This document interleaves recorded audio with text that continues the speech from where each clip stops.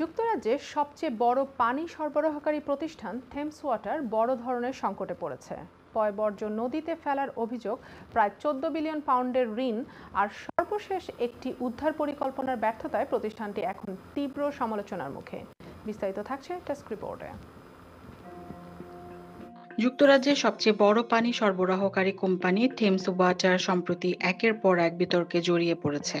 পয়ঃবর্জ্য দূষণ থেকে শুরু করে বিপুল পরিমাণ ঋণের বোঝা, প্রতিটি ঘটনায় প্রতিষ্ঠানটি এসেছে আলোচনার কেন্দ্রবিন্দুতে।